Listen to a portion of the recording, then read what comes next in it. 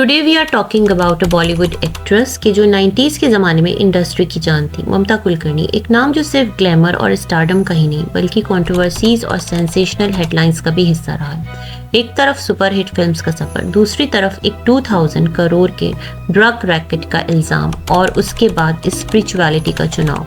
क्या ये एक रिडेम्पशन का सफर था या एक छुपी हुई कहानी का किस्सा? 90s का जमाना था जब ममता कुलकर्णी हर जगह छाई हुई थी। आशिक आवारा ने उनको फिल्म फेयर का lux new face of the year award दिलवाया। ये वही फिल्म थी जिसने सैफ अली खान का करियर शुरू किया। उसके बाद उन्होंने एक के बाद एक सुपरहिट फिल्म्स दी। करण अर्जुन, क्रांतिवीर, सबसे बड़ा खिलाड़ी। ममता कुलकर्णी बॉलीवुड की सुपर स्टार बन गई थी। 1995 उनका गोल्डन ईयर था। हर बड़े एक्टर के साथ काम करना और हर बड़े डायरेक्टर के साथ फिल्म साइन करना, ममता के लिए ये सब कुछ एक सपने जैसा था। लेकिन दोस्तों, ये सफ़र सिर्फ सपनों से भरा नहीं था। ममता की ज़िंदगी में कंट्रोवर्सीज का आना जैसे एक रेगुलर बात बन गई थी। उनके बोल्ड फोटोशूट्स ने एक नई डिबेट शुरू की थी। 90s के ज़माने में उनका ग्लैमरस अवतार लोगों को शॉक कर देता था।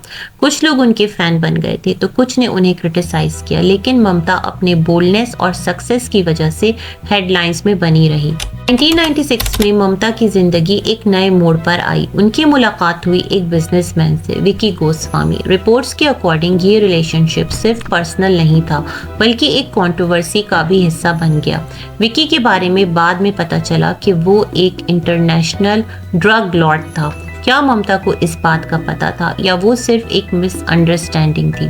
2016 में थाने पुलिस ने ममता कुलकर्णी को अक्यूज किया एक 2000 करोड़ के ड्रग रैकेट में शामिल होने का। ममता और विकी के खिलाफ non bailable arrest warrants issue किए गए। क्या ममता सच में इसका हिस्सा थी या उन्हें बस गलत टाइम पर गलत लोगों के साथ होने की सजा मिली?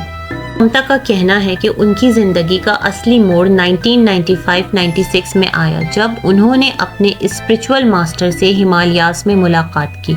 ममता कहती हैं कि उन्होंने दुनिया की हर चीज़ देखी, ग्लैमर, सक्सेस, लग्जरी, लेकिन उनका मन कभी नहीं भरा।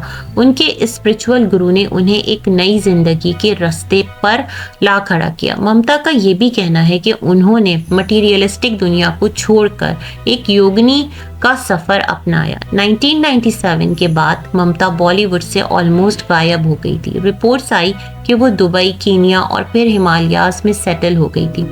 उनका कहना है कि उन्होंने स्पिरिचुअलिटी की वजह से दुनिया के सारे बंधन तोड़ दिए, लेकिन कंट्रोवर्सीज ने उनका पीछा कभी ना छोड़ा। क्या ममता और विकी के बीच कोई शादी हुई थी?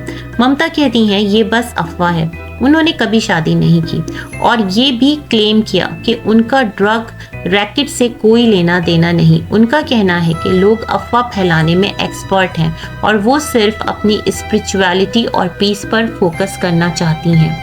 इस ममता कुलकर्णी 25 साल बाद 2024 में बॉम्बे वापस आई हैं। ये एक ऐसी कहानी है जो सिर्फ ममता ही पूरी तरह बता सकती हैं कि लास्ट 25 इयर्स उनकी लाइफ में क्या क्या चलता रहा। बॉलीवुड की एक शाइनिंग स्टार कैसे एक योगिनी बनी? क्या ये एक सच है या सिर्फ एक नैरेटिव बनाया गया है? ममता कुलकर्णी की जिंदगी एक बॉलीवुड फिल्म से कम नहीं लगती। स्टारडम, कंट्रोवर्सीज, लव, बिट्रेल और स्पिरिचुअलिटी का कंप्लीट पैकेज। अगर उन पे बायोपिक बनी तो क्या वो सच्चाई दिखाएगी या एक और सेंसेशन बनेगी? कमेंट्स में अपने थॉट्स ज़रूर बताइए और ऐसी ही बज़ी और स्पाइसी टॉपिक्स के लिए बने